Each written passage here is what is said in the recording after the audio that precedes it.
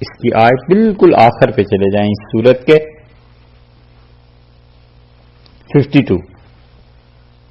52 number آیت. وَكَذَلِكَ أَوْحَيْنَا إِلَيْكَ. اچھا بلکہ اوپر سے دیکھیں 51 سے تو پھر زیادہ اچھی طرح بات سمجھ میں آئے گی. وَمَا كَانَ لِبَشَرٍ أَن يُكَلِّمَهُ اللَّهُ. اور کسی آدمی کی حد نہیں ہے کہ اللہ اس سے باتیں کرے. اللہ کسی آدمی سے باتیں کرنے لگے کوئی آدمی اس مقام اور مرتبے کو نہیں پہنچتا. اللہ ہاں 3 صورتیں ہو سکتی ہیں. وحین اللہ اشارہ کرے وہی نازل کرے اس پر خدا اس طرح باتیں کرتا ہے. او من وراء حجاب یا اللہ پردے کے پیچھے سے باتیں کرے یہ اس انسان کے ساتھ ہوتا ہے. حدیث میں آیا ہے رسول اللہ صلی اللہ علیہ وسلم نے ایک سوال پوچھا جبریل امین سے. انہوں نے کہا اللہ کے رسول مجھے علم نہیں اور میں اللہ سے پوچھ کے ہی بتا سکتا ہوں. اور وہ آئے اس سوال کا جواب لے کے اور کہا آج تو اللہ کا ایسا قرب مجھے ملا کہ آج تک ایسا نہیں ہوا تھا اور میرے اور اللہ تعالی کے درمیان صرف 70,000 نور کے پردے بس حائل رہ گئے تھے. اگر میں ذرا قریب ہو جاتا تو میں جل جاتا اس نور سے. اب وہ 70,000 حقیقت میں تھے یا 70,000 تعداد کی زیادتی کو بیان کرنے کے لیے ارشاد فرمائے مگر وہاں آیا اللہ نے فرمایا او من وراء حجاب. اور اللہ کسی سے بات کرے دوسری صورت اس کی یہ ہو سکتی ہے کہ پردے کے پیچھے. تیسرے او یرسل رسولا یا کوئی پیغام لانے والا لائے فیوحی باذنہ ما یشاء اور پھر پہنچائے اللہ تعالی حکم دیتا ہے جو اس کے مطابق وہ پیغام پہنچاتا ہے. اللہ کی ذات انہ علی حکیم سب سے اوپر ہے. موسیٰ علیہ الصلوۃ والسلام سے جو گفتگو ہوئی تھی وہ بھی پردہ ہی تھا. انہ علی اللہ کی ذات سب سے بلند و بالا حکیم حکمتوں والا. وکذالک اور اسی طرح جیسے یہ وحی کی صورتیں بیان کی ہیں وکذالک اور اسی طرح اوحینا الیک ہم نے آپ کی طرف وحی کی ہے روحا من امرنا ہماری حکم سے ایک روح وحی لے کے آئی. یہ روح کون ہوئی؟ جبریل امین ہوئے. یہ جبریل لے کے آئے وہی آپ کی طرف. اللہ تعالی نے روح جو ان کو کہا ہے اس لیے کہ جبریل امین سبب بنے روحانی زندگی کا. اللہ تعالی نے فرمایا ہے کہ دیکھو جبریل امین بھی روح ہیں. یہاں حضرت مسیح علیہ الصلوۃ والسلام کے متعلق کہا کہ روح منہ اللہ کی طرف سے روح ہیں یعنی حیات کا سبب بنیں گے بنی اسرائیل کا اور حیات کا زندگی کا سبب بنیں گے اس امت کا جبکہ یہ امت ڈوب رہی ہو. یہ ہے دوسری رائے. فآمنوا باللہ ورسولہ سو اللہ پر ایمان لاؤ اور اس کے رسولوں پر علیہ الصلوۃ والسلام. ولا تقولوا ثلاثہ مت کہو 3 انتہوا باز آ جاؤ خیر لکم یہ تمہارے لیے اچھا ہے. وگرنہ کیا ہوگا؟ وگرنہ شرک اور کفر پہ اگر موت آ گئی تو اللہ کی گرفت بڑی سخت ہوگی. انما اللہ الہ واحد اور اللہ کی ذات بس اکیلی ذات ہے اللہ کی. سبحانہ اس کی ذات پاک ہے. ان یکون لہ ولد کہ اللہ کے یہاں کوئی بیٹا ہو. یہ 4تھی مرتبہ اللہ نے یہاں پر فرما دیا کہ تم جس کو خدا کے ساتھ شریک ٹھہرا رہے ہو اور اسے بیٹا بنا رہے ہو اللہ کا اللہ کی ذات بہت بلند و بالا ہے اس سے کہ کوئی اس کے ساتھ بیٹا بنائے کوئی شریک ٹھہرا. یہ جب نئے نئے انگریز آئے نا ہندوستان میں تو وہ ایسی باتیں کرتے تھے. ایک جگہ آیا ایک پادری اور اس نے کہا لوگوں ہندوستانی سارے جمع تو اس نے کہا لوگوں اللہ نے حضرت مسیح علیہ السلام کو قرآن میں کلمہ کہا ہے اور کلمہ پہ پھر اس نے یہ آیات پڑھنی شروع کر دی. اس نے کہا دیکھو کلمہ جو ہوتا ہے بات وہ بات بولنے والے سے تو الگ نہیں ہوتی. یہ فلسفے پہ جب چلا تو ایک مولوی صاحب نے جواب دینے کی کوشش کی تو انہوں نے کہا کلمے کی کتنی قسمیں ہوتی ہیں. وہ بحث جب شروع ہوئی تو ایک آدمی تھا بڑا سمجھدار تھا بالکل ان پڑھ لیکن ان پڑھ لوگ بھی بعض بڑی کام کی باتیں کرتے ہیں نا. اس نے سوچا کہ اتنی علمی بحث لوگوں کی کیا سمجھ میں آئے گی. وہ تو قرآن پڑھے جا رہا ہے کافر پادری اور یہ عربی صرف ناف کی بحث کیے جا رہے ہیں اس سے گرامر کے. انہوں نے کہا مولوی صاحب تم پیچھے ہٹو، یہ تم سے نہیں سنتا، میں سناتا ہوں اس کو، میں بات کرتا ہوں۔ ان کا اچھا بھائی کلمے سے کیا ہوگا؟ اس پادری نے کہا وہ اللہ تعالیٰ کے بیٹے تھے۔ اس نے کہا اچھا اللہ کے کتنے بیٹے ہوئے؟ پہلے تو یہ بتا اللہ کی عمر کیا ہے؟ اس نے کہا اللہ کی عمر کیا ہے؟ اللہ کی عمر تو ہے ہی نہیں، وہ تو ہمیشہ سے ہے، ہمیشہ رہے گا۔ اس نے کہا چھوڑ، اللہ کی کوئی عمر تو ہوگی نا۔ اس نے کہا کوئی اللہ کی عمر نہیں بھائی، یہ بالکل کفر کی بات ہے ایسی۔ اس نے کہا فرض کرو 1000 سال خدا کی عمر ہے، 1000 سال پہلے تھا؟ اس نے کہا ہاں۔ کہنے لگا تو 1000 سال میں خدا کے بیٹے کتنے ہوئے؟ اس نے کہا صرف ایک ہی بیٹا ہے اللہ کا یہ۔ اس نے کہا لو میری عمر ابھی 70 برس ہوئی ہے اور 8 بیٹے تو میرے گھر میں ہیں، اور تمہارا خدا 1000 برس ہوئی صرف ایک ہی بیٹا، اس میں کون سی قابلیت ہوئی؟ لوگوں بولو، یہ دیکھو کیا بات کر رہا ہے۔ لوگوں نے تالیاں بجانی شروع کر دی، بس مناظرہ ہو گیا۔ یہی چیزیں تھیں۔ حضرت کے پاس آتے تھے شاہ عبدالعزیز صاحب رحمۃ اللہ علیہ کے پاس ایسی خرافات کی باتیں، اور شاہ عبدالعزیز صاحب رحمۃ اللہ علیہ سے مناظرے کرتے تھے عیسائی پادری، اور شاہ عبدالعزیز صاحب رحمۃ اللہ علیہ بہت بہت حاضر جواب اور صحیح طور پہ جواب ارشاد فرمایا کرتے تھے۔ کتنے ہی مناظرے ان کے ہیں عیسائی پادریوں کے ساتھ، کلمے کی بحث، روح کی بحث۔ ایک پادری آیا اور کہنے لگا کہ حضرت ایک آدمی ہے اور اس کا انتقال ہو گیا ہے، اسے لوگوں نے دفن کر دیا قبر میں، اور ایک دوسرا آدمی ہے وہ بھی زندہ ہے اور اس کی قبر پہ بیٹھا ہوا ہے۔ ایک مسافر گزر گیا اور راستہ بھول گیا، تو وہ اس قبر والے سے راستہ پوچھے یا جو زندہ ہے اس سے راستہ پوچھے؟ سمجھے؟ اس نے کہا وہ جو راستہ بھول گیا ہے، یعنی انسانیت راستہ بھول گئی، وہ اس قبر والے سے پوچھے یا اس سے پوچھے جو اس کے سرہانے بیٹھا ہوا زندہ انسان ہے؟ حضرت نے فرمایا وہ جو بیٹھا ہوا ہے نا وہ خود اسی انتظار میں ہے کہ کوئی ہدایت ملے تو اس پہ عمل کرے۔ سمجھے؟ ایسی حاضر جوابی تھی۔ شاہ عبدالعزیز صاحب رحمۃ اللہ علیہ کے بہت مناظرے ہوتے تھے۔ یہ انہی الفاظ سے عیسائی گمراہ کرتے ہیں۔ یہ ولد کا لفظ یہ پرانے لٹریچر میں بنی اسرائیل کے اللہ تعالیٰ کے لیے باپ کا لفظ استعمال ہوتا تھا، اور وہ اس معنی میں ہوتا تھا کہ یہ ساری مخلوق اللہ کا کنبہ ہے۔ جیسے حدیث میں آیا ہے، رسول اللہ صلی اللہ علیہ وسلم نے فرمایا یہ اللہ کی ساری مخلوق اللہ کا کنبہ ہے، اللہ کا گھرانہ ہے، اللہ کا گھر ہے، اور اللہ گھر والا ہے، اللہ بڑا ہے۔ اس معنی میں کر کے بنی اسرائیل میں، ہمارے یہاں بھی صوفیاء کے یہاں کئی جگہ کہ خدایا یہ سب تیری ہی اولاد ہے، خدایا یہ سب تیرے ہی بیٹے ہیں، نہایت عاجزی سے کہتے ہیں کہ اللہ یہ سب تیرا ہی گھرانہ ہے، پروردگار تو رحم کر۔ یہ معنی تھے، انہوں نے اسے حقیقی معنی میں لے لیا علیہ باللہ۔ حضرت کے مناظرہ ایک اور بھی تھا، شاہ عبدالعزیز صاحب رحمۃ اللہ سے ایسی ہی بات سنا دیتا ہوں پھر آگے چلتے ہیں۔ کسی نے کہا شاہ عبدالعزیز صاحب رحمۃ اللہ علیہ سے، پادری تھا، اس نے کہا یہ جو حضرت حسین رضی اللہ عنہ کو کربلا میں شہید کر دیا تھا تو اس وقت آپ کے نبی اتنے چہیتے، ان کا نواسا اتنا چہیتا اور یہ سب کچھ ہو رہا تھا، تو اللہ اس وقت کہاں تھا؟ تو حضرت نے فرمایا میں نے پوچھا تھا ایک دن، کس نے پھر کہنے لگے مجھ سے فرمایا، جواب مجھے دیا اور کہنے لگے کہ لو میرا بیٹا لوگوں نے سولی پہ چڑھا دیا، میں اس دن کچھ نہیں کر سکا، تو یہ نواسے کے بارے میں کیا کرتا؟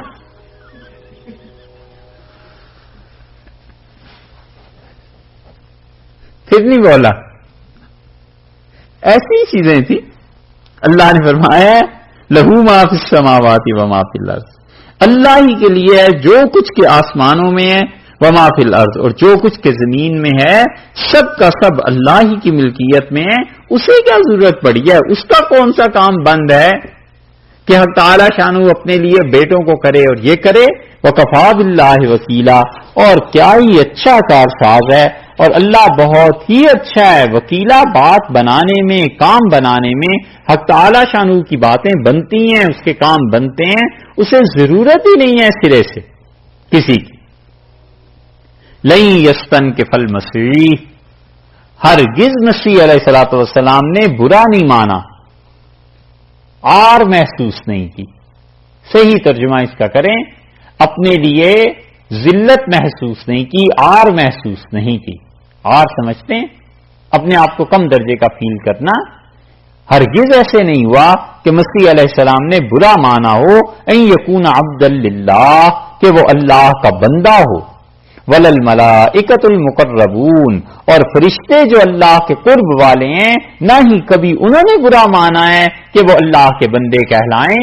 تو تم جو جبریل امین کے پیچھے پڑے ہوئے ہو اور اسے خدا کا شریک ٹھہرا رہے ہو، اور ادھر سے مسیح علیہ الصلوۃ والسلام کو خدا کا شریک ٹھہرا رہے ہو، یہ تو ہرگز ایسے نہیں تھے کہ انہوں نے اللہ کی بندگی میں کبھی آر محسوس کی ہو، کبھی یہ ہو کہ ہم اللہ کی بندگی کیوں کریں، ہم تو بڑے. اور در حقیقت سب سے بڑا شرف انسانیت کا بندگی ہے. جتنا جتنا انسان اللہ کا بندہ بنتا چلا جاتا ہے، اس کی اپنی عظمت میں، اپنی ہی بڑائی میں اضافہ ہوتا ہے.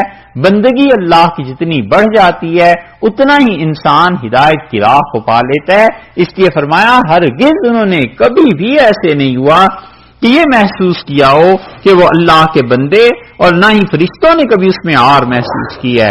اور یاد رکھو وَمَن يَسْتَنْكِفْ عَنْ عِبَادَتِهِ، اور جو آدمی بھی آر محسوس کرتا ہے، جو آدمی بھی کیا کرتا ہے، گھٹیا محسوس کرتا ہے.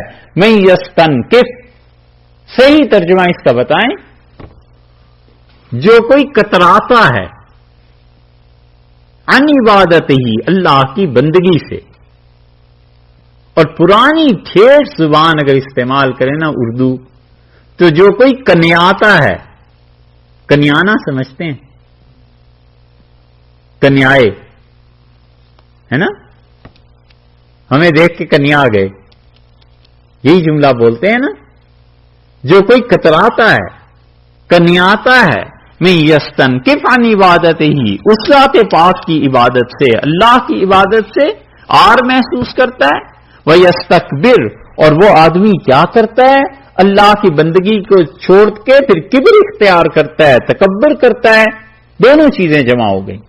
ایک تو اللہ کی بندگی میں ذلت محسوس کی، اور یہ کبھی ہوتا ہے الیاذ باللہ، یہ بڑے بڑے لیڈر جو ہیں عام مسلمانوں کے ساتھ نماز نہیں مل کے پڑھتے. اب یہ تو اب سیکیورٹی کے چکر چلے ہیں نا، پہلے تو سیکیورٹی نہیں ہوا کرتی تھی. پہلے تو لوگ عام مسلمانوں کے ساتھ کھڑے ہو کے ہی نماز پڑھتے تھے.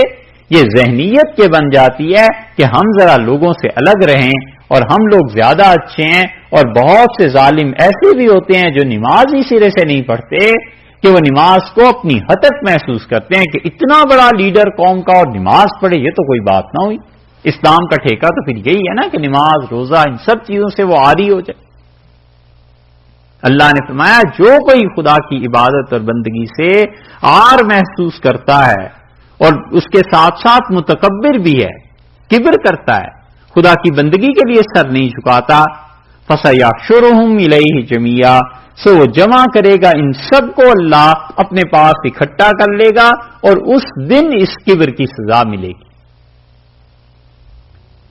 ہارون الرشید کے زمانے میں کہتے ہیں کہ ایک گاؤں میں بڑے حالات کسی کے خراب ہو گئے اور تنگی ہو گئی اسے، تو اس کی بیوی نے کہا کہ اللہ کے بندے تو چلا جا دمشق اور جا کر امیر المومنین سے مانگ کے لے آ، کچھ کھانے کو ملے.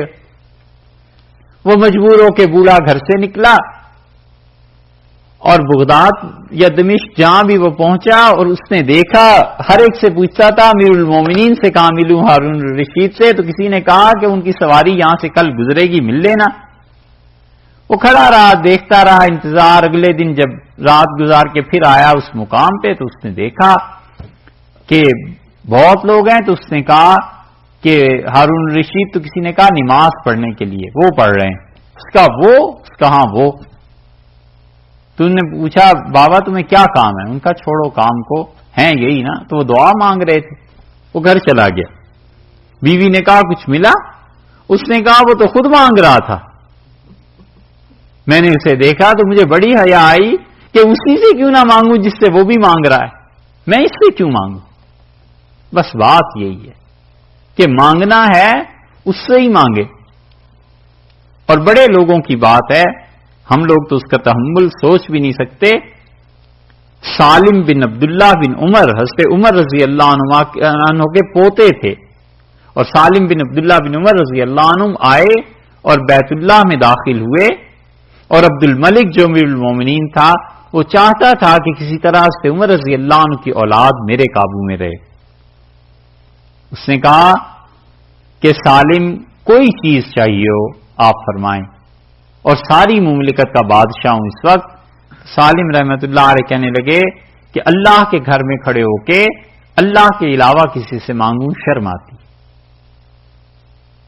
وہ بھی بڑا کائیاں تھا۔ ایک جب یہ فارغ ہو کے عمرے طواف سے باہر نکلے تو اس نے کہا گلی میں کہ حضرت اب تو آپ اللہ کے گھر میں نہیں ہیں، اب بتا دیں۔ انہوں نے کہا تمہارے پاس ہے کیا؟ ایک سلطنت اور حکومت جس اللہ نے اس پوری دنیا کو پیدا کیا ہے، کبھی اس سے اس کی دنیا نہیں مانگی تو تجھ سے کیا مانگ؟ یہ بات اللہ کے ساتھ تعلق کی کہ اللہ تعالیٰ بعض لوگوں کو بن مانگے بھی عنایت فرماتا ہے، مگر بندگی یہ ہے کہ خدا سے مانگتا رہے۔ حضرت عمر رضی اللہ عنہ عرفات کے میدان میں گئے اور ایک آدمی مانگ رہا تھا بھیک، اور حضرت عمر رضی اللہ عنہ اس کا کٹورا، اس کا جو کشکول تھا لے کے زور سے زمین پہ دے مارا اور اسے ڈانٹا اور فرمایا آج کے دن اور اس جگہ پہ اللہ کو چھوڑ کے اوروں سے مانگتے ہو؟ یعنی عرفہ کے میدان میں عرفات میں کھڑے ہو کے آج کے دن جب اللہ کی بے انتہا رحمتیں ہیں آج بھی غیر سے مانگ رہے ہو۔ ہمیں یستن کے فانی عبادت ہی، اور جو کوئی اللہ سے کنیائے، کنارہ کرے، کترائے اللہ کی بندگی سے، وہ یستکبر اور متکبر ہو جائے، فسیحشرہم الیہ جمیعا، یہ سارے اکٹھے کر دیے جائیں گے اللہ کے پاس۔ فَأَمَّا الَّذِينَ آمَنُوا، اور جو لوگ ایمان لائے، وَعَمِلُوا الصَّالِحَاتِ، اور جنہوں نے نیک اعمال کیے، فَيُوَفِّيهِمْ أُجُورَهُمْ، ان کے اجر اللہ انہیں پورے دے گا۔ اللہ تعالی ان کے ایک ایک عمل کا صلہ انہیں دے گا۔ مانگتا رہے اللہ سے، بندگی قائم رہے، جھکتا رہے، سجدے کرتا رہے۔ ہمارے ہاں لوگوں نے یہ جو سجدوں میں دعائیں ہیں نا یہ بالکل چھوڑ دی۔ فقہا نے اتنا لکھا تھا کہ امام سجدے میں دعا نہ مانگا کرے نماز، فرض نماز پڑھاتے ہوئے، تاکہ لوگ جو پیچھے ہیں، کوئی ضرورت مند ہوتا ہے، کوئی مریض ہوتا ہے، کوئی بوڑھا ہوتا ہے، ان پہ گرا نہ گزرے۔ لیکن حنفیوں نے ایسے ہی سے ترک کیا ہے کہ قسم کھا لی ہے جو اپنی نمازوں کے سجدے میں کبھی دعا مانگی، کبھی خدا کے سامنے ہاتھ پھیلائیں، حالانکہ اللہ نے کہا ہے یسألہ من فی السماوات والارض، اور اسی کے سامنے ہاتھ پھیلا دیتے ہیں جو آسمانوں میں ہے اور جو زمین میں، ہر کوئی اسی کے سامنے ہاتھ پھیلاتا ہے۔ یہاں تک فقہا نے لکھا ہے کہ اگر امام مسجد کسی محلے وغیرہ کا ہے اور اس کے مقتدی عادی ہیں لمبے سجدہ کر لینے کے، تو وہ اپنی فرض نماز کے سجدوں میں بھی دعا مانگے۔ اسی لیے رسول اللہ صلی اللہ علیہ وسلم نے فرمایا کہ اپنی نماز جو پڑھتے ہو اس کے سجدوں میں اللہ سے دعا مانگا کرو، اور یہ مقام ہے قبولیت کا، اللہ اس مقام پہ سنتا ہے۔ پوری بندگی ہو گئی نا، ہاتھ، پاؤں، چہرہ، پیشانی، جو جگہ پاؤں رکھنے کی تھی، زمین خدا کی پاؤں ہی رکھتے ہیں نا، چلنے کی جگہ ہے نا، جو جگہ پاؤں رکھنے کی تھی اور جو جگہ چلنے کی تھی وہاں کسی کے لیے اس سے اپنا سر رکھ دیا، اب اس سے زیادہ کیا بندگی ہے؟ اور مانگتا نہیں پھر بھی وہاں۔ اس لیے حنفی فقہا کہتے ہیں کہ جتنی بھی دعائیں قرآن اور حدیث میں آئی ہیں یہ سب کی سب سجدے میں مانگی جا سکتی ہیں، اللہ سے مانگنی چاہیے۔ اللہ نے فرمایا جو کوئی بھی نیکی کرے گا اس کو ہم پورا پورا ثواب اس کا دے دیں گے، اور صرف ثواب ہی نہیں وَيُزِيدُهُم مِّن فَضْلِهِ، اللہ اپنی فضل سے اور بڑھا دے گا۔ اگر تمہارا حق 1 گنا بنتا تھا ہم 10 گنا دیں گے، اور حق بھی کون سا؟ وہ ہم نے اپنے ذمے مہربانی کر کے لے لیا تھا۔ وَأَمَّا الَّذِينَ اسْتَنكَفُوا، اور وہ لوگ جو کنیاتے ہیں، کتراتے ہیں، وَاسْتَكْبَرُوا، اور تکبر کرتے ہیں، فَيُعَذِّبُهُمْ عَذَابًا أَلِيمًا، اللہ ان کو مار دے گا بڑے دکھ کی مار، اللہ ان کو مارے گا دکھ کی مار، اللہ ان کو سزا دے گا۔ کبر اور اللہ کے سامنے، بڑائی اور اللہ کے سامنے، دیکھتا نہیں ہے کہ پوری کائنات کا بادشاہ اور شہنشاہ ہے اور اس ذات پاک کے سامنے اپنے آپ کو بڑا سمجھ رہا ہے۔ اللہ نے فرمایا ہے جو کوئی خدا کی عبادت سے کتراتا ہے، توہین سمجھتا ہے، یہ جو متکبر لوگ ہیں نا، یہ کئی مرتبہ نماز اس لیے نہیں پڑھتے کہ اصل میں دل میں چھپا ہوا ہوتا ہے کہ کیا اتنے غریب لوگ بھی مسجد میں جاتے ہیں، ہم بھی مسجد میں جائیں، کیوں آخر نماز پڑھیں؟ یہ جو کبر ہے نا، یہ اس پہ لے آتا ہے کہ اور لوگ نماز پڑھتے ہیں، میں کیوں پڑھوں؟ پرسنالٹی ڈاؤن ہو جائے گی، کریز خراب ہو جائے گی پینٹ کی، یہ چیزیں ہوتی ہیں نا، یہ اندر نفس کا کبر چھپا ہوا ہوتا ہے۔ اللہ نے کہا ہے جو کوئی ہماری عبادت سے کتراتا ہے، ہماری بندگی سے باہر نکلنا چاہتا ہے اور متکبر مغرور ہے، فَيُعَذِّبُهُمْ عَذَابًا عَلِيمًا، اللہ اسے عذاب دے گا اور دکھ کی مار، وَلَا يَجِدُونَ لَهُم مِّن دُونِ اللَّهِ، اور نہیں پائیں گے ایسے لوگ اللہ کے سوا، وَلِيًّا، کسی کو اپنا دوست، وَلَا نَصِيرًا، اور نہ کسی کو اللہ کے علاوہ اپنا حمایتی پائیں۔ یہ ولی اور نصیر کے الفاظ پہلے بھی آئے ہیں اکٹھے۔ ولی اور نصیر میں تھوڑا سا فرق ہے۔ ولی تو کہتے ہیں اس دوست کو جو نفع پہنچائے، اور نصیر کہتے ہیں اس مددگار اور دوست کو جو مصیبت اور تکلیف کو روکے، پریشانی کو آنے سے روکے۔ تو ولی پازیٹو سینس میں ہو گیا نا کہ وہ دوستی ہے، اور یہ جو دوسرا ہے نصیر، یہ دوسرے اعتبار سے ہو گیا کہ یہ آدمی کیا کرتا ہے، اس پہ مصیبت اور تکلیف پریشانی آنے سے روکتا ہے۔ تو اللہ تعالیٰ نے دونوں چیزیں فرما دی کہ نہ تو قیامت میں اسے کوئی نفع دے سکے گا کہ اس کی مدد کرے، اور نہ اس کا کوئی نصیر ہوگا کہ اسے بچا سکے تکلیف سے، جو تکلیف مار اللہ دینا چاہتے ہیں نا، فَيُعَذِّبُهُمْ عَذَابًا عَلِيمًا، اللہ دکھ کی مار اسے دے گا، یہ بھی نہیں ہو سکتا۔ اس لیے بندہ بن کے رہے، اور حقیقت یہی ہے کہ بندگی سب سے بڑی چیز ہے۔ بس جس آدمی میں بندگی خدا کی نہیں ہے، وہ کیسے ہی اچھا کیوں نہ ہو، وہ ذرہ برابر، ایک ٹکے کے برابر انسان نہیں ہے۔ بندگی یہی ہے اللہ کی کہ جھکا رہے، مٹا رہے اللہ کے سامنے، اور ہر ایک اپنے سے اچھا ہی نظر آئے۔ کتنے لوگ پوچھتے ہیں کہ مولوی صاحب نظر کا کیا علاج ہو، نظر خراب ہوتی ہے، غیر محرم پہ پڑ جاتی ہے۔ ہم کہتے ہیں اس سے بھی بدتر ایک نظر ہے، اور وہ لوگوں کو حقارت سے دیکھنا، اس کا بھی علاج کرو۔ اور سب سے بدترین نظر، جس سے بری نظر ہمیں معلوم نہیں آج تک ہوئی، وہ اپنے آپ کو اچھا سمجھنا ہے، اپنے پہ نظر ڈالنا ہے کہ میں بہت اچھا ہو گیا ہوں، اس نظر کا علاج کرے۔ سمجھے؟ اس بات میں پڑے رہتے ہیں کہ کسی طرح غیر محرم پہ نظر نہ پڑے، اور یہ جو اپنے پہ نظر پڑتی ہے نا کہ میں اتنا اچھا ہوں اور میں اس نیکی کو ڈیزرو کرتا ہوں، اور خدا نے یہ کیا کر دیا ہے، میرا تو حق نہیں بنتا تھا ایسا، علیہ باللہ، یہ جملے انسان کو بہت دور لے جاتے ہیں۔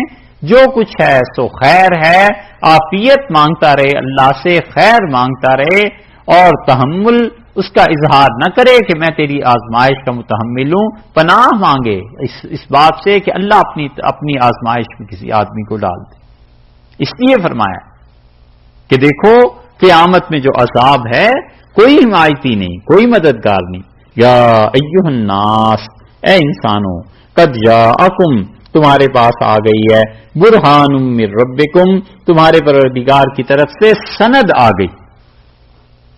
سند آ گئی یعنی اللہ تعالی نے حضور اقدس صلی اللہ علیہ وسلم کو بھیج دیا، اور وہ سند ہیں، ان کو دیکھو، ان جیسی زندگی اپناؤ، جو وہ تعلیم دیتے ہیں اس پر عمل کرو۔ اطیع الرسول جو آتا ہے نا، کئی جگہ پہ گزر چکا ہے، یہ اصل میں وہی جملہ ہے، لیکن دوسرے انداز میں فرمایا ہے۔ برہان اور دلیل میں فرق ہے۔ برہان عربوں میں اس دلیل کو کہتے تھے جس کا کوئی کاٹ نہ ہو، جس بات کو رد نہ کیا جا سکے۔ اللہ نے فرمایا یہ چیز ہم نے تمہیں دی ہے، برہان من ربکم، تمہارے پروردگار کی طرف سے سند آ گئے ہیں حضور اقدس صلی اللہ علیہ وسلم، تم ان کے خلاف کیسے کوئی بات کر سکتے ہو، تم ان کی راہ کیسے چھوڑ سکتے ہو۔ وَأَنزَلْنَا إِلَيْكُمْ نُورًا مُبِينًا، اور ہم نے تم پر روشنی بھیجی ہے، نور مبین، واضح۔ یہاں پر بعض مفسرین نے نور سے مراد حضور اقدس صلی اللہ علیہ وسلم کو لیا ہے، اور بعض مفسرین نے کتاب ہی کو لیا ہے کہ قرآن اللہ نے بھیجا ہے۔ رسول اللہ صلی اللہ علیہ وسلم کا ذکر پہلے ہو گیا برہان کے اعتبار سے، اور یہ ذکر ہے قرآن کا کہ اللہ نے قرآن کو بھیجا ہے، اور بعض کہتے ہیں کہ نور سے مراد رسول اللہ صلی اللہ علیہ وسلم ہے۔ ہم کہتے ہیں کہ حضور اقدس صلی اللہ علیہ وسلم نور سے مراد ہیں، تو کیا مراد ہوئی؟ ہدایت کے نور، وہ ہر کوئی مانتا ہے، بالکل ٹھیک ہے۔ اللہ نے واضح روشنی بھیجی حضور اقدس صلی اللہ علیہ وسلم کی ذات پاک کو، اور وہ واضح نور تھے، اللہ تک پہنچانے والے تھے، ہدایت کے نور تھے۔ رہ گئی یہ بات کہ رسول اللہ صلی اللہ علیہ وسلم جسمانی طور پر نور تھے، اس کی کوئی روایت، کوئی ایسی روایت نہیں ہے۔ بہت زیادہ جو زور لگا کے بات کرتے ہیں وہ کہتے ہیں کہ مصنف عبدالرزاق میں ایسی روایت آئی ہے کہ رسول اللہ صلی اللہ علیہ وسلم جابر سب سے پہلے اللہ نے تیرے نبی صلی اللہ علیہ وسلم کے نور کو پیدا کیا۔ مصنف عبدالرزاق چھپ کے آ گئی ہے، 12 جلدیں اس کی، ایک ایک روایت دیکھ لی، کوئی اس روایت میں نہیں آیا، کہیں نہیں آیا۔ نقل کرنے میں اصل میں کہیں غلطی ہوئی ہے۔ جنہوں نے بھی اس روایت کا حوالہ دیا ہے وہ روایت ہے ہی نہیں۔ جو لوگ کہتے ہیں ہے، انہیں چاہیے محنت کریں، تحقیق کریں، نکالیں اس مصنف عبدالرزاق کا کوئی اور نسخہ، دنیا میں کئی نسخے ہوں گے نا، نکالیں، ثابت کر لیں اس روایت کو، کہیں بھی نہیں۔ اور اگر نور سے یہ مراد ہے کہ رسول اللہ صلی اللہ علیہ وسلم کی روح مبارک سب سے پہلے پیدا کی گئی، ہوئی ہوگی، کوئی اس میں لڑائی جھگڑے کی بات نہیں ہے۔ حضور اقدس صلی اللہ علیہ وسلم کی روح مبارکہ کو سب سے پہلے پیدا کیا گیا ہوگا، مگر اس کی دلیل کیا ہے وہ کچھ بھی نہیں۔ بعض جو روایات وہ لکھتے ہیں وہی فرض کر لیجئے اگرچہ ضعیف ہیں لیکن اس کے باوجود مان لیا جائے تو ثابت کیا کرنا ہے؟ یہی نہ کہ رسول اللہ صلی اللہ علیہ وسلم کی روح مبارکہ سب سے پہلے پیدا ہوئی، ٹھیک ہے صاحب؟ سوچنے کی باتیں تو دو ہیں۔ ایک بات تو یہ ہے کہ کیا یہ حضور اقدس صلی اللہ علیہ وسلم کو نور یا بشر ماننا یہ ان عقائد میں سے ایک عقیدہ ہے جو کفر اور اسلام کے لیے الگ الگ کرتے ہیں؟ کیا حضرت صلی اللہ علیہ وسلم کو نور ماننا، زیادہ واضح الفاظ میں کہتے ہیں کہ ایک آدمی حضور اقدس صلی اللہ علیہ وسلم کو جسمانی طور پہ نور نہیں مانتا اور ایک آدمی نور مانتا ہے، تو کیا یہ کفر اسلام کا جھگڑا ہے؟ کیا یہ اتنا قطعی عقیدہ ہے جیسے کہ قرآن پاک کو ماننے کا عقیدہ، جیسے ختم نبوت کا عقیدہ، جیسے رسول اللہ صلی اللہ علیہ وسلم کو آخری معصوم ماننے کا عقیدہ، جیسے تقدیر کا عقیدہ، جیسے قیامت کے دن کا عقیدہ؟ کیا اتنا قطعی عقیدہ ہے کہ اگر ایک آدمی نور مانتا ہے جسمانی طور پر دوسرا نور نہیں مانتا تو یہ کفر اسلام میں آ جائے؟ اس کا کون قائل ہے؟ آج تک کہیں نہیں ہوا۔ یہ تو جھگڑے اٹھتے ہیں 13ویں صدی کے بعد، 13ویں صدی میں جا کے پچھلے 1200 سال میں تو مسلمانوں نے کبھی ایسے نہیں جھگڑا کیا کہ یہ کوئی قطعی عقیدہ ہے۔ عقیدے کی کتابیں آخر موجود ہیں نا دنیا میں کہ اللہ تعالیٰ کو ایک مانو اور اس کی صفات کو مانو، ہر کوئی پڑھتا ہے یہی آمنت باللہ وملائکتہ وکتبہ ورسلہ والشر والخیر قدرہ من اللہ تعالی والبعث بعد الموت، اور ہر کوئی کہتا ہے کہ اللہ پہ ایمان لائے، اللہ تعالیٰ کی صفات پہ، اس کے رسولوں پہ علیہ الصلوۃ والسلام پہ، ختم نبوت پہ، ان چیزوں پہ، قیامت پہ۔ کیا کبھی بھی آج تک کسی نے عقیدے کی کتاب میں یہ بھی لکھا ہے کہ یہ بھی عقیدہ ماننا ضروری ہے مسلمان کے لیے کہ حضور اقدس صلی اللہ علیہ وسلم کو جسم نور کا مانے؟ ایک کتاب آج تک ایسی نہیں پائی۔ اور کیا اس سے بھی چھوٹی چیز کسی نے یہ بھی لکھا ہے کہ اہل سنت والجماعت میں سے ہونے کے لیے یہ ضروری ہے؟ فقہا کی تصریحات ایک نہیں 20 مل جائیں گی کہ جو حضور اقدس صلی اللہ علیہ وسلم کی شفاعت کو نہیں مانتا وہ کہتے ہیں وہ اہل سنت میں سے نہیں رہا، جو عذاب قبر کو نہیں مانتا فقہا کہتے ہیں یہ اہل سنت میں سے نہیں رہا، کافر ہو گیا ہے یا نہیں؟ بعض کے نزدیک کافر ہو گیا ہے۔ کہیں تو اللہ کے بندو یہ پچھلے 1200 سال میں کسی نے تو لکھا ہو کہ جو رسول اللہ صلی اللہ علیہ وسلم کو جسمانی طور پہ نور نہیں مانتا وہ اہل سنت والجماعت سے نکل گیا، معتزلی ہو گیا ہے، خارجی ہو گیا ہے، کیا چیز ہو گیا ہے؟ کچھ بھی نہیں، محض لوگوں کو لڑانے کے لیے اور پیسوں کے مسئلے میں کہ کسی طرح لوگ اٹکے رہیں۔ ایک تو یہ چیز کہ یہ عقیدہ قطعی نہیں ہے، اور اس کے مقابلے میں حضور اقدس صلی اللہ علیہ وسلم کو دوسری طرف بھی دیکھ لیں، نبی کریم صلی اللہ علیہ وسلم جس چیز سے بنائے گئے وہ نور تھا یا مٹی؟ سب کا عقیدہ یہی ہے کہ حضرت صلی اللہ علیہ وسلم مٹی سے بنائے گئے، جیسے مٹی سے اور اللہ کی مخلوق کو پیدا کیا گیا ہے، حضور اقدس صلی اللہ علیہ وسلم کو بھی بنایا گیا۔ یہ کوئی نہیں کہتا کہ مادہ تخلیق جو تھا وہ نور تھا۔ سب کے سب کہتے ہیں کہ حضرت آمنہ اور حضرت عبداللہ ان کے ہی بیٹے تھے، اور اللہ تعالیٰ نے جیسے اوروں کی تخلیق کی ویسے تخلیق ہوئی۔ یہ دونوں باتیں سوچ لینی چاہیے کہ آخر جو لوگ اس بات پر زور دے رہے ہیں کیا وہ قطعی عقیدے پر زور دے رہے ہیں؟ اگر یہ قطعی عقیدہ نہیں ہے کفر اور اسلام کا، کفر اسلام تو دور کی بات ہے، اہل سنت اور اہل بدعت کا بھی اگر عقیدہ کسی نے نہیں لکھا پچھلی 12 صدیوں میں، اب اتنی کیا مشکل پیش آ گئی ہے مصیبت کہ اس بنیاد پہ مسلمانوں کے ٹکڑے کرتے پھرو۔ اور دوسری چیز یہ کہ کہیں سے بھی ثابت کیا جا سکتا ہے کہ حضور اقدس صلی اللہ علیہ وسلم کا مادہ تخلیق مٹی نہیں تھی، نور تھا۔ کوئی بھی اس بات کو نہیں مانتا، اسی لیے یہاں پہنچ کے بڑے بڑے لوگ پھنس گئے ہیں جنہوں نے یہ کہا کہ حضرت جابر رضی اللہ عنہ نے کہا ہے کہ رسول اللہ صلی اللہ علیہ وسلم نے فرمایا کہ جابر سب سے پہلے اللہ نے تیرے نبی علیہ الصلوۃ والسلام کا نور پیدا کیا۔ وہ کہتے ہیں یہ حدیث اگر صرف ظاہری معنی میں دیکھی جائے اور یہ مان لیا جائے کہ نور حضور اقدس صلی اللہ علیہ وسلم کا اللہ کے نور سے جدا ہوا تھا تو یہ تو ظاہری معنی اس کے کفر کے بنتے ہیں۔ پھر پھنستے ہیں آگے بھی، پھر کہتے ہیں یہ حدیث متشابہات میں سے ہے، جس طرح بہت سی چیزیں نہیں سمجھ آئیں یہ حدیث بھی نہیں سمجھ آتی، بس اتنا عقیدہ رکھو کہ نور ہے۔ تو بھئی عقیدے کی بات تو گول مول نہ کرو، اس تو بالکل واضح صاف ہونا چاہیے۔ اور اس کے برعکس حضور اقدس صلی اللہ علیہ وسلم کے متعلق ہر جگہ یہ مل جائے گا۔ 3 حوالے ہم آپ کو دے دیتے ہیں، دیکھیے گا۔ شامی میں لکھا ہے، جو سارا دار و مدار ہے حنفیہ کے مفتیوں کا، وہ کہتے ہیں کہ اگر کسی آدمی نے یہ کہا کہ میں نہیں جانتا کہ رسول اللہ صلی اللہ علیہ وسلم انسان تھے یا جن تھے، تو یوں کہنے میں وہ کفر کا ارتکاب کرتا ہے، کیونکہ اللہ نے کہا ہے کہ انما انا بشر مثلکم، میں بشر ہوں تم جیسا۔ کنز الدقائق کی شرح البحر الرائق ابن نجیم نے وہ کچھ لکھا ہے کہ ہمارے زمانے میں کوئی لکھ دیتا تو لوگ اس کے لتے لے لیتے۔ ابن نجیم رحمۃ اللہ نے لکھا ہے کہ اگر کوئی آدمی یہ کہے کہ حضور اقدس صلی اللہ علیہ وسلم نور تھے، حضور اقدس صلی اللہ علیہ وسلم بشر تھے یا جن تھے یا فرشتہ تھے، مجھے نہیں پتا، تو یوں کہنے میں کفر کا ارتکاب کرتا ہے، کیونکہ قرآن بتاتا ہے کہ رسول اللہ صلی اللہ علیہ وسلم بشر تھے۔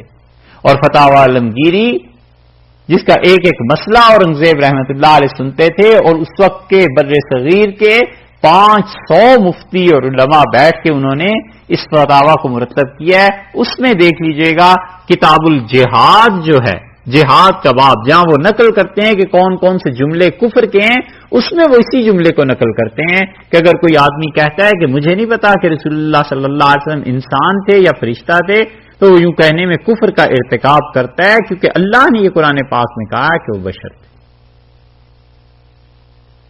اس لیے ان اختلافات سے ہٹ کے پچھلی 12 صدیوں کو بھی دیکھنا چاہیے کہ آخر ان حضرات نے کس چیز پہ، کس عقیدے پہ زندگی گزاری ہے، یہ ہے چیز۔ تو حضرت صلی اللہ علیہ وسلم ہدایت کا نور سب مانتے ہیں۔ فَأَمَّا الَّذِينَ آمَنُوا بِاللَّهِ، سو جو لوگ یقین لائے اللہ پر، وَاعْتَصَمُوا بِهِ، اور انہوں نے مضبوطی سے پکڑ لیا کس چیز کو؟ خدا کی کتاب کو۔ وَاعْتَصَمُوا بِهِ، قرآن کو مضبوطی سے پکڑ لیا۔ اس کو مفسرین نے لکھا ہے، اور بعض مفسرین نے اس پہ اعتراض بھی کیا ہے۔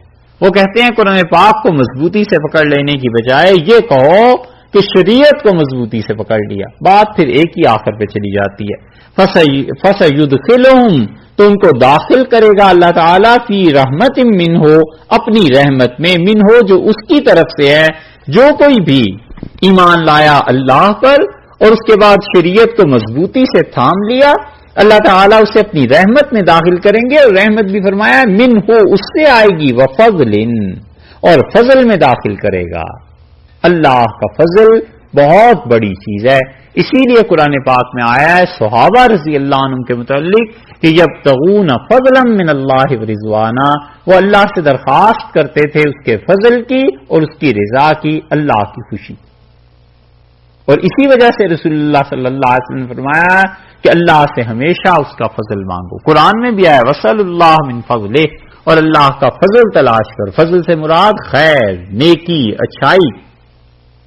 حتیٰ کہ رسول اللہ صلی اللہ علیہ وسلم نے فرمایا جب تم مرغے کی آواز سنو، یہاں تو نہیں سنائی دیتی ہے نا، حدیث میں آتا ہے جب مرغے کی آواز سنو کہ وہ آذان دے رہا ہے تو اللہ سے اس کا فضل طلب کرو، کیونکہ وہ دیتا ہے اس وقت جب اسے فرشتہ نظر آتا ہے۔ یہ ضروری نہیں ہے کہ ہر مرغہ ایسے ہی بولا کرے، بہت سے مرغے ایسے اس کے علاوہ بھی ایک دوسرے کو دیکھ کے بھی بولتے ہیں، مگر رسول اللہ صلی اللہ علیہ وسلم وہ فرشتے کو دیکھتا ہے تو پھر وہ اس کو بولتا ہے، وہ بانگ دیتا ہے، آذان دیتا ہے۔ تو جب تم سنو اللہ سے اس کا فضل مانگو کہ اللہ مجھ پہ فضل کرو۔ اسی طرح آیا ہے کہ جب بارش کے بالکل پہلے قطرات زمین پہ گر رہے ہوں تو رسول اللہ صلی اللہ علیہ وسلم ان میں کھڑے ہو کے اللہ سے مانگو، کیونکہ جو بارش کا ابتدائی حصہ ہے اس کے ساتھ اللہ کی رحمت اور اللہ کے فرشتے آتے ہیں زمین پہ، فرمایا اس میں کھڑے ہو کے اللہ سے دعا مانگو۔ لوگوں نے صحیح احادیث چھوڑ دی، ان پہ عمل بھی چھوڑ دیا۔ کسی کو نہیں دیکھو گے کہ بارش جب ہو تو کبھی آدمی کھڑے ہو کے اللہ سے کچھ مانگ لے، اور ایسے ہزاروں مل جائیں گے جو کہتے ہیں کہ چلو آج فلاں درگاہ پہ چل کے دعا مانگتے ہیں۔ وہ جو تمہارے گھر کے صحن میں بارش ہو رہی ہے رسول اللہ صلی اللہ علیہ وسلم نے اس کے متعلق کہا ہے، تو اس سے زیادہ کون عقل مند ہوگا کہ روٹیوں کا ٹوکرا سر پہ رکھا ہوا ہو اور کسی کے گھر جا کے بھیک مانگے۔ یہ ساری چیزیں پھر وہی بات آ جاتی ہے نا، پڑھنا نہیں ہے، علم نہیں حاصل کرنا۔ اللہ نے فرمایا ہے وہ اپنے فضل سے، اپنی رحمت میں، اللہ اپنے فضل کو دے گا اور رحمت میں داخل فرما دے گا۔ وَيَهْدِيهِمْ إِلَيْهِ صِرَاطًا مُسْتَقِيمًا، اور اللہ تعالیٰ اپنی طرف سیدھی راہ اس کو دے دے گا، خدا کی ہدایت کی راہ اس کو مل جائے گی۔ يَسْتَفْتُونَكَ، اور آپ سے فتویٰ پوچھتے ہیں۔ پھر آ گئی وہی بات وراثت کے مسائل کی جہاں سے شروع ہوئی تھی یہ سورت، اور یہ آیت کہتے ہیں کہ آخری آیات میں سے ہے جو رسول اللہ صلی اللہ علیہ وسلم پہ نازل ہوئی، مگر یہ ہے 9 ہجری میں غالباً حضرت صلی اللہ علیہ وسلم پہ نازل ہوئی ہے، وفات سے 1.25 برس پہلے۔ یستفتونک، یہ آپ سے پوچھتے ہیں کس چیز کے بارے میں؟ قل اللہ یفتیکم، کہ یہ اللہ فتویٰ دیتا ہے۔ یہ فتوے کی سند اللہ تک پہنچتی ہے، یہاں سے پتا چلتا ہے کہ اللہ تعالیٰ فتویٰ دیتا ہے۔ حدیث کی سند، قرآن کی سند بھی اللہ تک پہنچتی ہے، اس لیے جو سند لکھتے ہیں اور جو اساتذہ بتاتے تھے وہ کہتے تھے کہ فلاں فلاں فلاں واسطے سے یہ سند پہنچتی ہے ابن مسعود رضی اللہ عنہ تک اور ابی ابن کعب رضی اللہ عنہ تک، اور ان سے رسول اللہ صلی اللہ علیہ وسلم، اور پھر جبریل امین، اور پھر اللہ تعالیٰ۔ اور حدیث کی سند پہنچتی ہے رسول اللہ صلی اللہ علیہ وسلم تک، اور حدیثوں میں وہ جو احادیث قدسی ہیں ان کی سند بھی اللہ تک پہنچتی ہے، کیونکہ اللہ تعالیٰ نے رسول اللہ صلی اللہ علیہ وسلم سے بیان کیا۔ اور فقہ کی سند فقہا کی جو اپنی اصل کتابیں ہیں وہاں تک پہنچتی ہے۔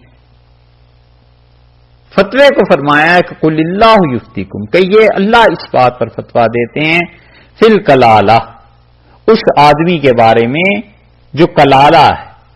اور یہ فتویٰ اتنا بڑا منصب ہے کہ حقیقت میں واقعی کوئی آدمی مفتی ہو تو اللہ کا بڑا فضل ہے اس انسان پہ، خدا کا بڑا ہی احسان ہے کہ شریعت کے مسائل کو جانتا ہے اور لوگوں کو بتاتا ہے۔ نتیجہ یہ کہ لوگ جو عمل کرتے ہیں اسے بھی ثواب پہنچتا ہے، گھر بیٹھے ثواب مل رہا ہے، کچھ کیا بھی نہیں اور ثواب پا رہا ہے۔ یہ اللہ کا بہت بڑا انعام ہے۔ اسی لیے حدیث میں آیا ہے کہ صحابہ رضی اللہ عنہ کہتے تھے ہم ایک مسئلہ کسی کو سکھا دینا ہم 1000 نفل سے زیادہ اچھا سمجھتے تھے، کہ تعلیم اتنی اچھی چیز۔ یہاں تک فقہا نے لکھا ہے کہ اگر مفتی مصروف ہو اتنا کہ دن رات اس کے کم بڑھ جائیں فتوے کے کام کے لیے تو سنت موقدہ کو ترک کر سکتا ہے. ظہر سے پہلے کی 4 رکعتیں نہ پڑھے، مغرب کے بعد کی 2 رکعتیں نہ پڑھے، ہیں یہ سنت موقدہ، لیکن اس کے باوجود وہ کہتے ہیں کہ اس کے لیے گنجائش ہے کیونکہ وہ لوگوں کی تعلیم میں کام کر رہا ہے، لوگوں کو علم سکھا رہا ہے، اس کا فائدہ متعدی ہے، یعنی آگے نسلوں تک علم پہنچے گا. اتنی بڑی چیزیں اللہ تعالی نے فرمایا ہے کہ کلالہ کے بارے میں دریافت کرتے ہیں. کلالہ کے بارے میں ایک حکم تو پہلے گزر چکا، آپ چند ایک باتیں سن لیجئے 4-5، پھر یہ ساری آیت حل ہو جائے گی. یہ آیات تو ساری ہیں جو حساب سے تعلق رکھتی. کلالہ کس کو کہتے ہیں؟ کلالہ جو شخص مر جائے، عورت یا مرد، اور اولاد اور ماں باپ کوئی بھی نہ ہو، نہ اصول میں نہ فروع میں، ماں باپ بھی کوئی نہیں اور نیچے اولاد بھی کوئی نہیں. یہ آدمی مر جائے اور کچھ رقم چھوڑ جائے، پیسے چھوڑ جائے، تو اس کا کیا ہوگا؟ اس کی پہلی صورت تو یہ ہے کہ ایک اگر اس کی بہن ہے، صرف ایک، وہ بہن یا تو حقیقی اور یا وہ بہن ہو والد کی طرف سے سوتیلی، اور اگر بہن ہو ماں کی طرف سے کہ والدہ پہلے سے، اس باپ سے نہیں، پہلے کسی کی اولاد ہے، وہ اس کا حکم پہلے گزر چکا وہاں پر سورہ نساء کے آغاز میں، اور انشاءاللہ جب جس دن نقشہ کس دن آپ کو کے سامنے رکھیں گے تو اس میں آ جائے گا وہ جگہ. یہاں پر جس بہن کا ذکر ہے وہ بہن ہے اس کی عینی حقیقی بہن، یا اللاتی بہن یعنی باپ شریک بہن ہو، تو اس کو جو کچھ یہ چھوڑ کے مر رہا ہے کل ترکے کا نصف مل جائے گا، آدھا حصہ اسے مل جائے گا. 1 لاکھ روپیہ چھوڑ کے مرا، 50,000 اسے مل گئے. باقی 50,000 جو ہیں وہ جائیں گے اسبا پر، اور اسبا کا مطلب یہ ہے کہ اس کے چچا اگر زندہ ہیں، مرنے والے کے چچا زندہ ہیں تو چچا تک چلا جائے گا وہ مسئلہ. چچا کے بیٹے زندہ ہیں، بیٹیاں زندہ ہیں تو چچا زاد بہن بھائیوں کی طرف چلا جائے گا وہ اس کا حصہ. اور اس حصے کی مزید تقسیم ہے جو فقہا نے کتابوں میں لکھی ہے. اور اگر چچا کی بھی اولاد نہیں ہے، چچا ہی نہیں ہے، تو یہی پیسے لوٹ کے پھر اس کی بہن کے پاس ہی آ جائیں گے، پورے لاکھ کی مالک بن گے. ٹھیک، ایک بات. دوسری بات یہ ہے کہ اگر یہ بہن مر جائے، ہم اس کے برعکس مسئلہ لے لیتے ہیں نا، بہن مر گئی اور اس کی اولاد اور ماں باپ بھی کوئی نہیں، تو بھائی کو کل کا کل حصہ مل جائے گا. بھائی مرا تو بہن کو آدھا ملا تھا نا، تو وہی لڑکے اور لڑکی کو آدھا اور پورا جو ہوتا ہے اسی حساب سے بھائی کو کل حصہ مل جائے گا. اور اگر مرنے والے کی، یہ تیسرا مسئلہ ہے، 2 یا 2 سے زیادہ بہنیں ہوں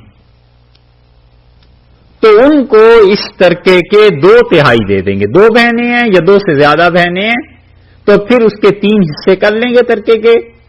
جیسے لاکھ روپیہ تھا تو 33,000 ایک حصہ تقریباً بنتا ہے، تو 33 اور 33 پلس 66,000 جو ہیں وہ بہنوں کے حصے میں دے دیں گے، اور 1/3 جو 33,000 بچتا ہے وہ اس کے چچا اور ان کی اولاد کی طرف چلا جائے گا. اور اگر چچا اور ان کی اولاد کچھ نہیں ہے تو یہ پھر لوٹ کے انہی بہنوں کے پاس آ جائے گا جیسے پہلے مسئلہ تھا. ٹھیک ہے. اور چوتھا مسئلہ یہ ہے کہ کلالہ، یہ مذکر ہو یا مؤنث، یعنی جس کے ہاں والدین اور اولاد کچھ بھی نہیں ہے، اگر اس کے بھائی بہن 1 سے زیادہ ہیں تو پھر اللہ نے بتا دیا ہے کہ 1 سے زیادہ ہو گئے ہیں تو پھر للذکر مثل حظ الانثیین، ان کی تقسیم جو ہے وہ عورت کا 1 حصہ اور 2 حصے اس کے مرد کے، یہ اس تقسیم کو ہو جائے گا. مگر یہ تقسیم جو ہے فقہا نے لکھی ہے، اس کی تفصیل، بعض حصے کم ہو جاتے ہیں، بعض بڑھ جاتے ہیں، بعض اوقات بھائی کی وجہ سے بہنوں کا حصہ کم ہو جاتا ہے اور بہنوں کی وجہ سے بعض اوقات بھائی کا حصہ کم ہو جاتا ہے. یہ تفصیل فقہا کیا مل جائے گی، لیکن جب چارٹ وغیرہ جو چیز بھی لکھیں گے انشاءاللہ اس میں یہ بھی آئے گا. یستفتونک، اور یہ آپ سے فتویٰ پوچھتے ہیں، قل اللہ یفتیکم فی الکلالہ، انہیں کہیے کہ اللہ کلالہ کے بارے میں فتویٰ دیتا ہے، یعنی کلالہ وہ جس کے ماں باپ بھی نہیں ہیں اور نیچے اولاد بھی نہیں ہے. ان امرؤ ہلک، اگر کوئی آدمی مر جائے، لیس لہ ولد، اور اس کا کوئی بیٹا نہیں ہے، ولہ اخت، اور اس کی کوئی بہن ہے، لیس لہ ولد، اس کی کوئی اولاد نہیں ہے اور اس کی ایک بہن ہے، فلہا نصف ما ترک، تو اس کی بہن کو آدھا حصہ دیا جائے گا اس میں سے۔ یہ جو تقسیم ہم نے آپ کو بتائی ہے یہ حضرت ابوبکر رضی اللہ عنہ کی تقسیم ہے، اور حضرت ابوبکر رضی اللہ عنہ نے چونکہ سارے صحابہ رضی اللہ عنہ کی موجودگی میں کی تھی اور کسی نے اعتراض نہیں کیا، اس لیے اس پہ صحابہ رضی اللہ عنہ کا گویا کہ اجماع ہے۔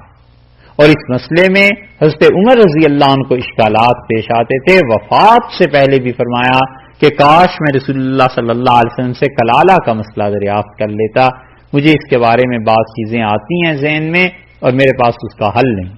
اور پھر حضرت عمر رضی اللہ عنہ نے زندگی میں بھی کئی بار کہا کہ لوگوں کلالہ کا مسئلہ یہ میں سمجھ نہیں پایا، کاش رسول اللہ صلی اللہ علیہ وسلم پوچھ دیتا اور بس ایسے ہی کرو جیسے حضرت ابوبکر رضی اللہ عنہ نے فیصلہ کر دیا۔ تو فرمایا آدھا حصہ، اگر کوئی آدمی مر جائے اور لیس لہ ولد، اولاد نہیں ہے اور ایک بہن ہے اور اوپر ماں باپ بھی نہیں ہے، ایک بہن ہے تو اس کو آدھا حصہ، وہو یرثھا، اور وہ آدمی وہ بھائی اس کا وارث بنے گا اپنی بہن کا، ان لم یکن لھا ولد، اگر اس کی بہن کے ہاں اولاد نہیں ہے تو وہ کل کا پورا وارث اس کا بن جائے گا۔ فإن کانتا، اور اگر بہنیں ہیں اس کی کانتا اثنتین، دو یا دو سے بھی زیادہ، فلہما الثلثان، تو ان کے لیے کتنا حصہ آ جائے گا؟ 2/3 اتنا حصہ، مما ترک، جو کچھ وہ چھوڑ کے جائیں، وَإِن كَانُوا إِخْوَةً، اور ایسی میت جس کو تم کلالہ کہہ سکتے ہو اگر وہ دنیا سے اس حال میں رخصت ہوا کہ اخوتن رجالم و نساء، اس کے بہن بھی ہیں بھائی بھی ہیں بہت سے ہیں، تو فللذکر، تو مرد کو ملے گا مثل حظ الانثیین، دوہرا حصہ جتنا کہ لڑکیوں کو ملتا ہے اس سے دوہرا حصہ، یعنی 1 اور 2 کی ریشو پھر واپس آ جائے گی۔ یبین اللہ، اور اللہ ان باتوں کو واضح کرتا ہے، لکم تمہارے لیے، ان تضلوا، کہ تم نہ ہو، نہ کہاں سے آیا؟ دیکھا، یہ ہے عربوں کا کلام۔ اگر صرف ترجمہ کرنا ہے نا تو یبین اللہ لکم، اللہ تمہارے لیے واضح کرتا ہے ان مسائل کو، ان یہ کہ تضلوا، تم گمراہ ہو جاؤ، علیہ باللہ، ٹھیک ہے۔ اس لیے مفسرین کہتے ہیں کہ یہاں پر ان کے بعد کیا آئے گا، وہ کہتے ہیں کہ اس کا مطلب ہے یہاں ان کے بعد آئے گا ان لا تضلوا، کہ تم گمراہ نہ ہو جاؤ۔ تو لا کو اپنی طرف سے مانتے ہیں کیونکہ عربوں کے کلام ہے نا، تو لغت ان کی ہے، تو ان کی لغت میں ایسے بھی ہوتا ہے کہ درمیان میں سے کسی چیز کو حذف کر لینا، چھوڑ دینا، وہ قائم مقام اس کا سمجھا جاتا ہے۔ تو یبین اللہ لکم ان اللہ تضلوا، اللہ اس بات کو واضح کرتا ہے تاکہ تم گمراہ نہ ہو۔ اور بعض مفسرین کہتے ہیں کہ یبین اللہ لکم، اللہ تعالی واضح کرتا ہے اس بات کو کہ اس بات کو کہ تم گمراہ نہ ہو، مگر یہ کہ کراہیت باقی رہے، مکروہ ناگواری باقی رہے، یعنی تمہیں جتنا بھی ناگوار گزرے اللہ نے واضح کر دی ہیں یہ چیزیں۔ لیکن وہ مفسرین بہت دور چلے گئے ہیں اس بحث میں۔ آسان چیز یہی ہے کہ وہ کہتے ہیں کہ یبین اللہ نے اللہ تعالی واضح کرتا ہے، صاف بیان کرتا ہے یہ حصوں کا، تاکہ اللہ تضلوا، تم بہکو نہیں، تم غلط راستے پہ نہ چل پڑو۔ واللہ بکل شیء علیم، اور اللہ تعالی ہر چیز سے واقف ہے، اسے خوب پتا ہے کہ کس کو کتنا حصہ ملنا ہے اور کس کے لیے کتنا حصہ دینا مناسب ہے، تو اس نے اس تقسیم کو اپنی مرضی پہ رکھا ہے، تمہاری عقل پہ نہیں رکھا۔ سارا علم اللہ کے پاس ہے، ہر چیز کو وہ جانتا ہے۔ بس